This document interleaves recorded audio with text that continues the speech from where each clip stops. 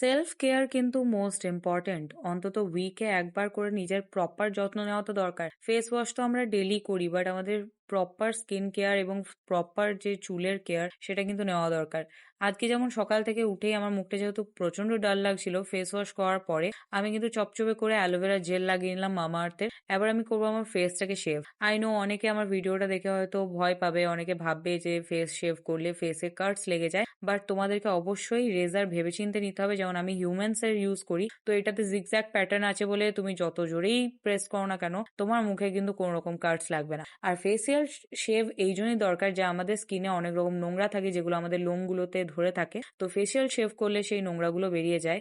আর একদমই কিন্তু thick hair বেরোয় না, যেটা তোমাদের গ্রোথ আছে সেই গ্রোথটাই কিন্তু বেরোয়। এছাড়াও অনেকে কিন্তু এই নোজ প্যাচটার ব্যাপারে জানে না। এটা লাগানোর ফলে তোমাদের নোজে যত রকমের ব্ল্যাক হেডস হোয়াইট হেডস থাকবে সবগুলো কিন্তু বেরিয়ে যায় আর নোজটা অনেক ক্লিন হয়ে যায়, যেটাও কিন্তু মোস্ট ইম্পর্টেন্ট।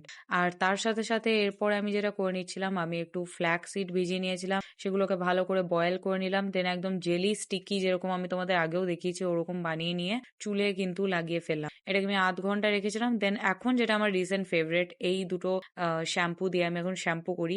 এই পিলগ্রিমের প্রত্যেকটা শ্যাম্পু কন্ডিশনার সবকিছুই প্রচন্ড ভালো। আর এই শ্যাম্পুটা ইউজ করার ফলে আমার চুলের যত রকমের ড্যামেজ ছিল সব কিন্তু একদম রিপেয়ার হয়ে গেছে। পিলগ্রিমের শ্যাম্পু আমি তোমাদের রেকমেন্ড করব, তোমরাও ইউজ করতে পারো, প্রচন্ড ভালো। এতদিন অ্যান্টি ড্যান্ড্রফটা লাগানোর ফলে আমার ড্যান্ড্রফ চলে গেছিল, আর এখন যেহেতু আমি এই ড্যামেজ রিপেয়ারটা লাগাই তাই আমার চুল দেখতে পাচ্ছ কতটা সিল্কি হয়ে গেছে। তোমরা যদি এই কয়েকটা স্টেপ ফলো করো, আই থিঙ্ক তোমাদের স্কিন এবং চুল দুটোই সুন্দর হয়ে যাবে।